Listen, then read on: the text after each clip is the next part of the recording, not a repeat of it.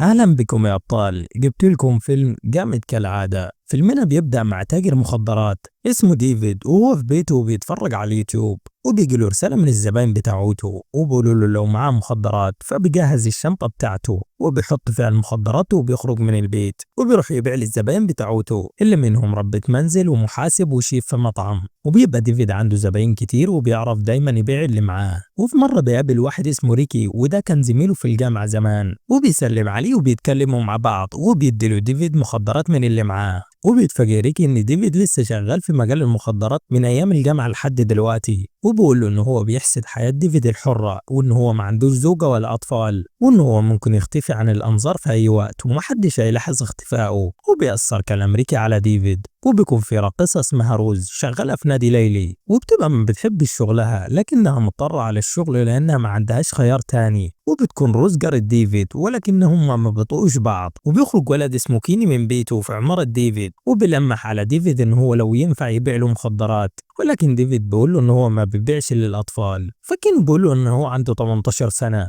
وبيلاحظ كيني واحدة اسمها كيسي وهي في وسط 3 شباب، فبيروح كيني ينقذها لكن الشباب بيضربوه. فبيتدخل ديفيد، وكيني بيقول لهم انه ده تاجر مخدرات وانه هو راجل خطير، ولكن رد فعل الشباب بيبقى مش زي ما كيني كان متوقع. والشاب ده بيعدده بالسكينة انه يديله المخدرات والفلوس. فبيهرب ديفيد وبيطاردوه الشباب لحد ما بيحصروه على السلم. فبيقرر ديفيد انه هو ينط في صندوق القمامة اللي في الشارع، ولكنه بيحذف الشنطة الاول وبعد كده بيطير وراها، ولكن المشكلة الشنطة بتقفل صندوق الزبالة. فبينزل ديفيد على الغطاء الحديدي، وبياخدوا الشباب مفاتيحه وبيسرقوه، وبيدخلوا شقته وبيسرقوا كل المخدرات والفلوس اللي معاه. وبتيجي لديفيد مكالمة من الراجل اللي بيمده بالمخدرات، ولكن ديفيد ما بيردش وبيقفل السكة في وشه. ولما بيطلع بره الكافيه بيلاقي عربية وقفت، وبينزل منها جوز رجالة وبيصعقوه بالصعق بتاع الكهرباء وبيخطفوه وبياخدوه لمقر براد. وبيبقى ديفيد واقف على مشمع بلاستيك، فهو بيفكر انه كده هيقتله وان هو حاطط المشمع عشان ما يسيبش اثر دم على الارض. فبيضحك على براد وبيقول له انه المشمع ده موجود علشان فتحة شباك السقف. وبيروح ديفيد مع براد على المكتب، وبيكون ديفيد مديون لبراد بمبلغ 43,000 دولار. فبيعرض عليه براد صفقة هيكسبوا منها هما الاتنين، وبقول له ان هو محتاج مهرب مخدرات علشان يهرب له حمولة للمكسيك،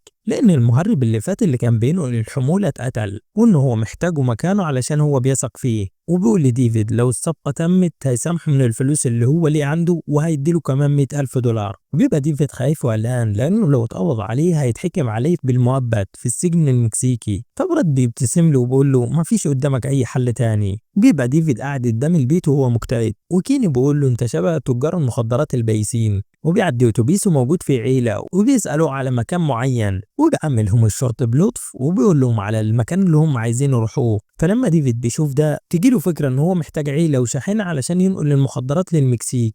وبيروح ديفيد للنادي الليلي علشان يعين روز زوجة ليه مقابل 10,000 دولار، لكن روز مش بتوافق عشان هي ما بتثقش في ديفيد. وبيعين ديفيد الولد كيني كابن ليه، فبيوافق. وبيقترح على ديفيد انه هو يعين البنت كيسي كأخت ليه، وبيعينها وبتوافق كيسي مقابل 1000 دولار. اما في النادي المدير بيقول لروز ان في تغيير في شغلهم، وان هو مش عايزها بس ترقص ولكن عايزها تعمل حاجات تانية للزباين، ممكن تقدم مشروبات. فبتسيب الشغل رغم انها محتاجة الفلوس. وبيبقى ديفيد في صالون الحلاقة وبيدي الكيني وكيسي فلوس علشان يشتروا ملابس جديدة. فبيقعد ديفيد على كرسي الحلاقة والعاملة بتسأله عايز يعمل ايه، فبقول لها ديفيد انه هو عايز يبقى شبه حد بيصحى من النوم الفجر وبيروح لوظيفته المملة واللي فيها المدير برازيه طول الوقت علشان الراجل يقدر يصرف على عياله اللي بيفضلوا يعيطوا طول الوقت ومخلين حياته جحيم هو ومراته، لحد ما يجي اليوم اللي فيه الراجل هينتحر. ففي راجل ورا ديفيد بيقول له ان هو يحلق زيه علشان هو اللي بيحكي عنه. وبيروح ديفيد المطار مع عياله اللي مأجرهم وبيدي الاوراق لموظف الامن، وموظف الامن بيقول له انت ممكن تعدي من البوابه. وبتبقى كيسي شكلها لطيف حتى على الصوره اللي في البطاقه، وبيخليها الحارس تعدي. وبيجي الدور على كيني وبيبصوا له الحارس باشتباه، وبيخلي الحراس يفتشوه علشان شكله مريب. ولما بيطلعوا للطياره بيتفاجئ ديفيد بمجيء روز الغير متوقع، وبتطلب منه 30,000 دولار بدل 10,000. فبيوافق ديفيد على طلبها. ولما بتوصل الطياره وبيخرجوا من المطار بيركبوا الشاحنه اللي ديفيد مأجرها، وفي الطريق بتاخد كيسي بالها من كشك بيبيع مفرقعات ناريه، وبتترجى ديفيد ان هو يقف بالعربيه ولكنه بيرفض.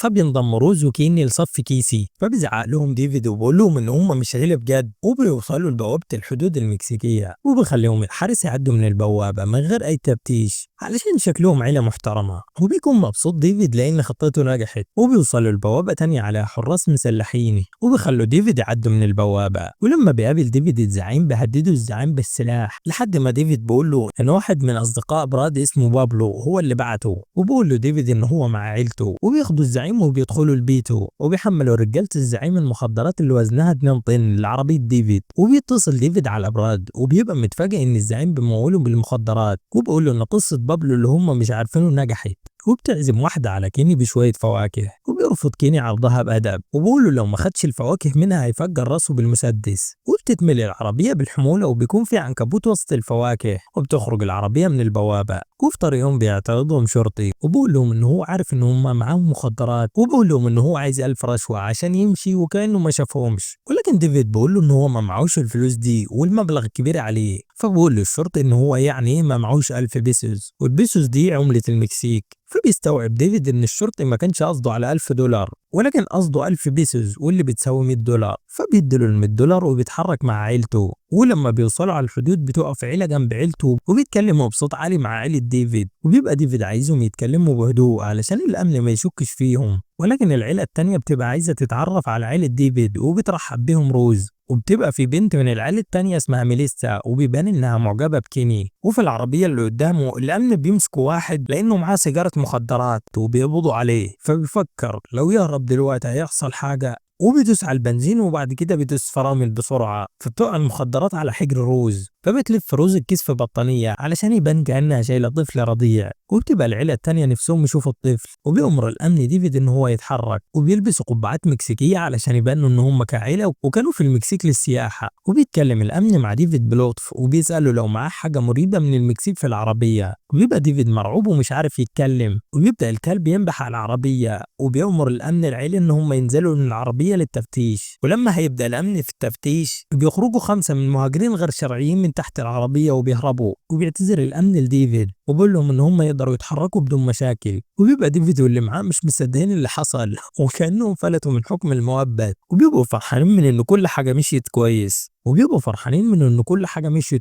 وبيشغلوا أغاني طول الطريق. وفي نفس الوقت بيوصل بابلو الحقيقي لتجار المخدرات وبيعرف إن حمولته اتسرقت، فبيتحرك بعربيته بسرعة علشان يلحق اللي سرقوه. وبيبقى ديفيد على منحدر وبيسوق ببطء علشان الحمولة اللي معاه، ولكن محرك العربية بيتعطل وما بيبقاش فيه شبكة أي موبايل شغالة. وبتتحرك كيسي وروز على رجليهم علشان يطلبوا المساعدة، وفي طريقهم بيقابلوا العيلة اللي على الحدود وبياخدوهم معاهم على الطريق، وبيقولوا له إن هم عارفين ميكانيكي شاطر ممكن إن هو يساعدهم. وبتجر عربية العيلة عربية ديفيد وراها، وبتكون الزوجة اسمها إيدي، وبتسأل ديفيد هو قابل روز أول مرة إزاي، وبيحكي ديفيد على اللي حصل في الحقيقة وإن هم اتقابلوا في شقتها. وبتتفاجئ روز إن هو فاكر كل حاجة بالتفصيل. والراجل اللي في العيلة التانية بيطلب من ديفيد إن هو يطلع الخريطة من الصندوق اللي في العربية، ولما بيفتح ديفيد الصندوق بيلاحظ مسدس وإشارة شرطي، وبيعرف إن دون ده شرطي من وحدة مكافحة المخدرات، وده بيخلي عيلة ديفيد قلقانين ومتوترين، وبيتكلموا مع بعض لوحدهم وبيتفقوا إن هم ينفصلوا عن عيلة دون في أقرب فرصة تجيلهم. ولما بيوصلوا للميكانيكي بيلاقوا ورشته مقفولة، فبيضطروا إن هم يباتوا لتاني يوم.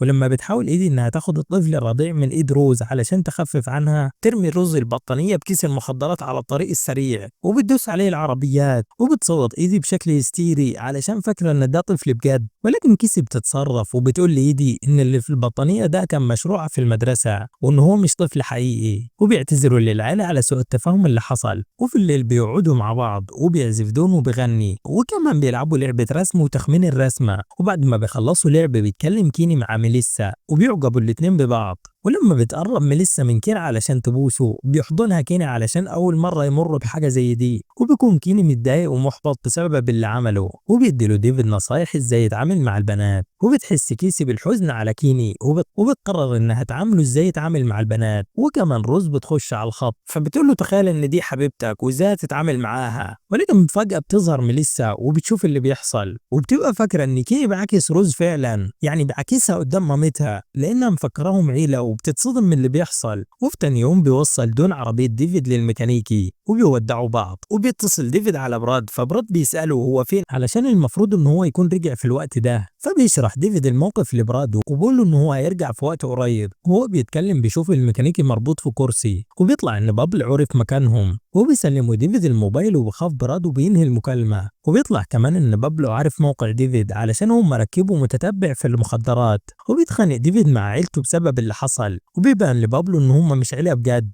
ولما بيعرف بابلو ان روز راقصة بيطلب منها انها ترقص له، وبتبدأ روز بالرقص وبتستغل الفرصة وبتشد دراع جهاز البخار السخن وبيتحرق بابلو. وبيمسك ديفيد مفتاح وبيضرب بيه الزعيم، ولكن الزعيم ما بيتأثرش لأنه قوي. فبيحاول ديفيد ان هو يتفاهم معاه بالكلام بسلام، ولكن الزعيم بيضربه على وشه. وبيعرف كين ان هو يسوق العربية وبيخبط الزعيم، وبيركبوا المجموعة وبيتحركوا، وبيبقى كين هو اللي سايق وبيكسر عربية بابلو. وبيحاول ديفيد ان هو اللي يسوق، فبتقع سلة الفاكهة اللي فيها العنكبوت على الأرض، فبيطلع العنكبوت على رجل كيني وبتنحرف العربية على الطريق. ولكن الكل بيكون بخير ما عدا كيني، والعنكبوت بيعضه، فبيخرج كيني من العربية وبيصرخ والباقي بيخرج وراه. وبقول ديفيد لروز ان هو ما عندوش وقت عشان يودي كيني للمستشفى. وهو بيتكلم بيفقد كيني الوعي بسبب الألم، وبيضطروا ان هم يروحوا المستشفى. وبيتصل ديفيد على براد، واللي بيتفاجئ ان ديفيد لسه عايش، وبيهددوا ديفيد ان هو هيخونه وهيسلم البضاعه لبابلو. فبقول له براد ان هو هيديله $500,000 مقابل الصعوبات اللي قابلته،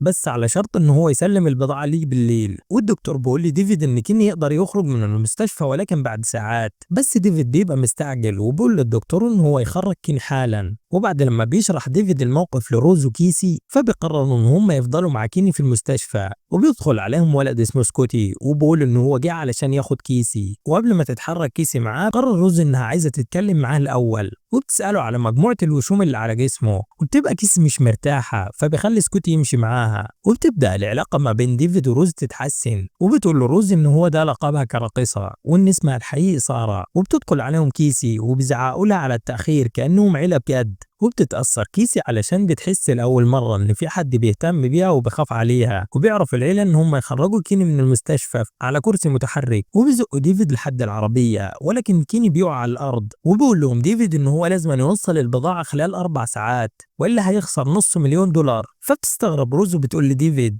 انت هتقبض $500,000 وانا هقبض 30,000 بس. فبتستغرب كيسي منها وبتقول لها انت هتقبضي 30,000 ده انا هقبض 1000 بس. فبيبص لهم كيني وهو متفاجئ وبيقول لهم انتوا اصلا هتقبضوا فلوس. وبتمشي كيسي وهي متعصبه، وبيبقى روز وكيني مش عايزين يتحركوا من غيرها. وبقول لهم ديفيد ان هم يستاهلوا بعض، وبيتحرك لوحده بالعربيه وبيسيبهم. وبيعرف بابلو مكانهم في الوقت اللي بتقابل فيه كيسي سكوتي. وبيتصل ديفيد على براد وبيقول له ان هو قدامه 3 ساعات على ما يوصل. وبعد دقايق بيحس ان هو مفتقد اصدقائه. وبتحكي كيسي لسكوتي على المشاكل اللي حصلت لها في الرحله، وبيبقى سكوتي عايز يتحرش بيها ولكن روز بتتدخل وبتمنعه. وبتكبر المشكله ما بينهم وبتتعصب روز وبتضرب سكوتي على وشه. وبيرجع ديفيد لعيلته ولكنهم ما بيبقاش سعداء بوجوده وبيستنوه لحد ما يعتذر. وديفيد بيبقى عنده كبرياء ومش عايز يعتذر منهم، وبقول لهم انه كل واحد فيهم هيقبض $125,000 ولكنهم بيفضلوا مستنين اعتذار ديفيد. ففي الاخر بينزل على ركبته وبيتذلل لهم لحد ما بيسامحوه. وفي طريقهم للعربيه بيقابلوا ايدي وميليسا وبيتكلموا مع بعض بخصوص اللي ميليسا شافته امبارح. فبيفضح كيني ديفيد علشان يبرأ نفسه، وبيقول ان هم بيهربوا مخدرات وان هم مش عيله بجد. ولكن باقي المجموعه بيحاولوا ان هم يكذبوا اللي هو بيقوله وبيغطوا على كلام كيني. وبيظهر الزعيم وبيوجه المسدس على ديفيد، لكن دوم بيفتح العربية وبيضرب الزعيم. وبتحاول ميليسا انها تجري علشان تطلب الشرطة، ولكن بابلو بيمسكها وبياخدها رهينة. وبيسلموا ديفيد مفاتيح العربية اللي فيها البضاعة، وبتقول له روز ان هو مش لازم يقتلهم علشان هو خد مخدرات وخلاص. فبقول لهم بابلو ان هم خلوه يعدي الحدود ووشه يتحرق، ودمروا عربيته وضربوا الزعيم مرتين. وبيقول له ديفيد ان هو مش لازم يقتلهم وان هو يقتله هو بس، ولكن بابلو مش بيوافق. وفي الوقت ده بتنطلق الالعاب النارية في السماء، وبيتلهي بابلو. فبيستغل ديفيد ان هو يرمي المسدس من ايد بابلو. تمسك روز المسدس وبتضرب بابلو من غير قصدها، وبيضربوا كيني في وشه وبيخليه يفقد الوعي. وفي تاني يوم بيروح ديفيد لمقر براد علشان يوصل البضاعة، ولكن المهلة اللي اداها له براد خلصت،